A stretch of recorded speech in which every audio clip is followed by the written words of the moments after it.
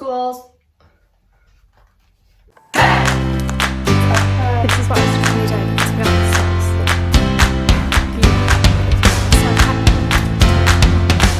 Hi, I'm Sophie, I'm a primary school teacher and I'm currently teaching in the UK. I have a little bit of a confession.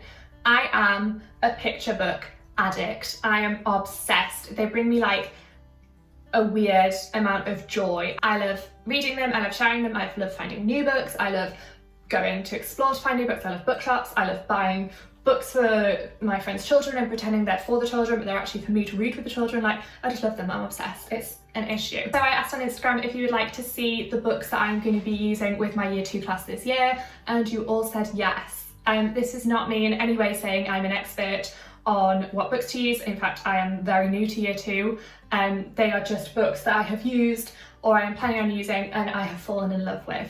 So hopefully you can be a book geek just like me. The way that we do it as a school is that we have an English long-term overview. So for each unit or genre, whether that be narrative, so stories, familiar settings, or non-chronological reports, or poetry, I assign a text to that unit and then base all my teaching on that unit.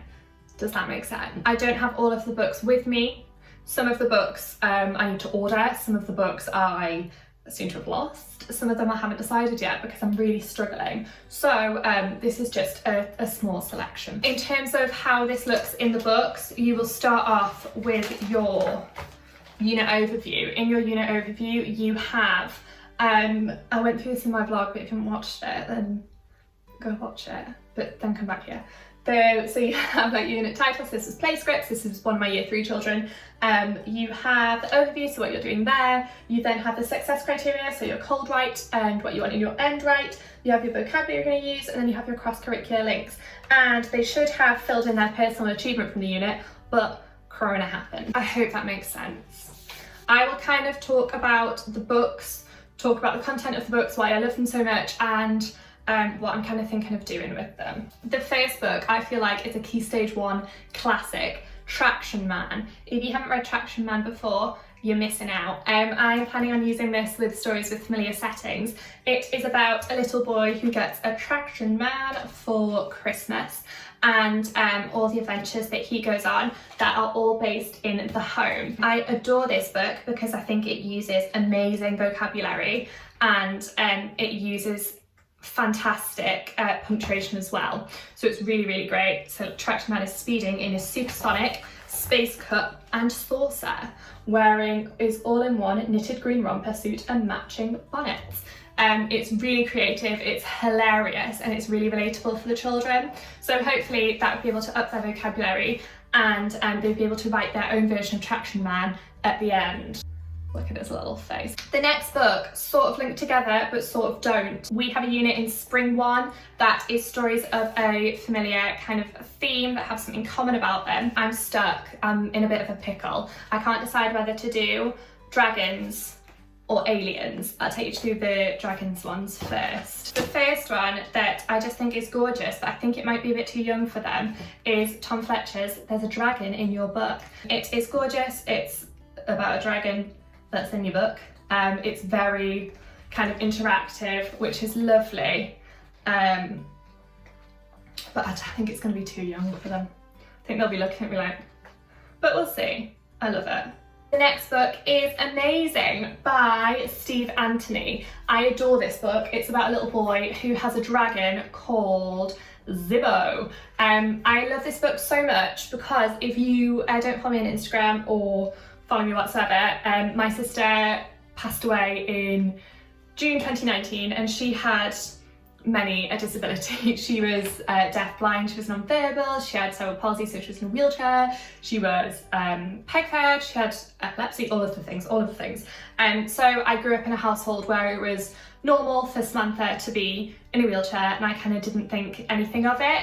A pet hate that we had like as a family is that people would refer to Samantha as like the girl in the wheelchair, and like we hate that, we don't like that. But whenever you would go to Samantha's school, it was amazing because it was obviously lots of children in wheelchairs, and it would be like Eleanor with the long hair who's also in a wheelchair, or like Stephen who's obsessed with Spider-Man, and is in a wheelchair. And the fact that the main character is in a wheelchair is never mentioned, and I adore that, because it's like the fact that he has a dragon is cooler than the fact that he is in a wheelchair. And I find that children either think you are in a wheelchair because you are old or you are ill, and I love like the subtle reference.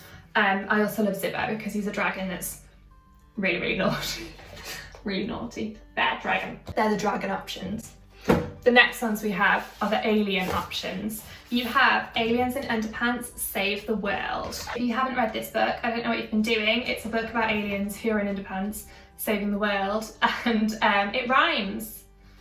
Aliens live underpants, it's lucky that they do, for pants help save our universe. Sounds crazy, but it's true. It's funny, it's got that humour aspect, it's also aliens and also pants, which is hilarious to 6-year-olds. The second alien book is The Day the Gogglynipper Escaped. This is actually quite lengthy for a picture book, and it's got that humour aspect. I found that this uses lots of the punctuation that needs to be covered in year 2, so I think it's a great option. And then they can also obviously create their own alien hybrid if they would like to. The next one is the reason it is swaying me towards doing aliens. It is Alienography Tips for Tyrants. If you haven't read this, it is hilarious. I found this like a one-off in a charity shop, and I am obsessed with it. I love the way that it's set out. I love the fact that it's interactive, and I think it would be really great for the children to make their own version of like an interactive tip book about their own. I could still do that for dragons though, couldn't I? I don't know. I'm in a pickle. Help. The next book, I'm going to say this next book is gorgeous, just like I've said every other book. This next book is called When Grandma Gives You a Lemon Tree, and it's about a little girl who gets a lemon tree for her birthday, and she is fuming. She is absolutely furious that Grandma has given her this lemon tree. She doesn't want it, she doesn't know what to do with it, it's not on her birthday list, she wanted a robot dog. And then she talks about how to look after your lemon tree and how to get the best from it. And then at the end she makes lemonade. I think this would be really great to pair with instructions to make lemonade, because I don't think it's going to be feasible to grow a lemon tree, if I'm being honest. And then the children can write their own instructions on how to do that. But I think this is a really great base, and it uses some of those fab words that we use in instructions, like firstly, next, after that. Be careful. This next book I would like to pair with Letters for Greenpeace for letter writing, but I can't find that book anywhere. I had like a large copy as well, so I don't know where it's gone. And it is the Lorax. If you haven't read Letters to Greenpeace, it's about a little girl who finds a whale in a pond and writes letters to Greenpeace. If you haven't read the Lorax, it's about a little thing called the Lorax, who speaks for the trees, and someone comes down and chops all his trees down, and Thneedville, it's time. Thneedville just can't deal anymore. They lose all the trees, they fall air, and then the Lorax is very angry because the Wandslet's not very nice. It's very stressful. I think this would fit in perfectly, linking to eco schools. They can write a letter to our head teacher about what we can be doing more in our school. We can write a letter to our MP to see what we're doing. We can write letters to all sorts, and I think it's such an important topic that needs to be covered. These next books I used in year 3 last year for our persuasive writing unit. It is This Is Not My Hat and We Found a Hat, both by Jon Klassen. If you haven't read them, they are hilarious. It's about 2 tortoises, that find a hat and they need to decide one of them needs it. And it led to some great verbal debates. It led to some fantastic vocabulary used, because these sentences are quite basic, they're not very exciting. It's like, I am dreaming that I have a hat, it looks very good on me. So the children then had the opportunity to up-level the sentences and be like, I have a marvellous, magnificent hat. And all that fun stuff. So I love it, and I would adore to use it again, but I'm in 2 minds about what to use for my persuasive writing this year. This Is Not My Hat is also hilarious. It's about a tiny fish who steals a hat from a big fish and thinks he won't get caught, but he does. The next text that I also adore, I'm going to use in my non-chronological reports. It is called Hidden Figures, and it's about the 4 women who helped with the space race and were kind of never really mentioned.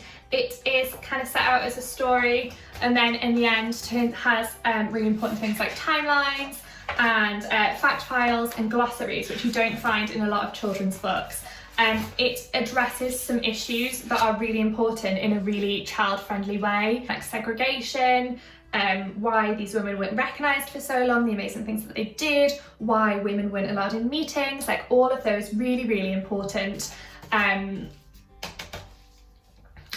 issues that are still so relevant, and it just explains it so wonderfully. So I adore it. I used it during lockdown teaching this year, and I think it'll be perfect for year 2. It's so wonderful, and it opened up some amazing discussions that we need to be having in our classrooms. This next one I feel like is a Key Stage 1 classic, Beegu. Beegu is a little alien who comes down from Earth because her spaceship crashes, and she tries to make friends and she tries to speak to people, and all of the adults are really horrible and they're really mean, and then she gets onto a playground and plays with the children, and they're really nice to her, and then she gets kicked out and she's lost, and then she gets to be with her family again. I love it. I think it's wonderful. It teaches really important kind of lessons about feeling lost and being kind to each other, and why some people might feel alone, and how would you feel if you were new in that situation. Wonderful, love it. Hello, I also included Handa's surprise, but when I was editing this, I got so annoyed at myself for saying M so many times that I've had to crop it out. If you haven't read Handa's surprise, it is a wonderful book all about a little girl who lives in a village and wants to take fruit to her friend in the next village. So she chooses 7 delicious fruits and goes on a journey to deliver these fruits, and along the way lots of different animals steal the fruit, and she's thinking like, I wonder what's going to be my friend's favourite, and then lo and behold, a goat knocks a tree full of tangerines into her basket, and she delivers her friend's tangerines, which is her favourite fruit. I'm going to use this with stories from other cultures. I think it's wonderful. I think they're going to love it. It's hilarious, and it's just a bit of a classic. I think it'll be really great to explore the differences and similarities between our cultures and their cultures as well. Did I do it without saying M? I think I said it once. Sorry. They are the books that I'm going to share with you today. I hope this was helpful. I feel like I've just word bombed about my love of books for you, but there are absolutely so many amazing options out there for you to use in your classroom. These are just the ones that I have fallen in love with, and I would love some more suggestions if you have any of books that you love. Goodbye!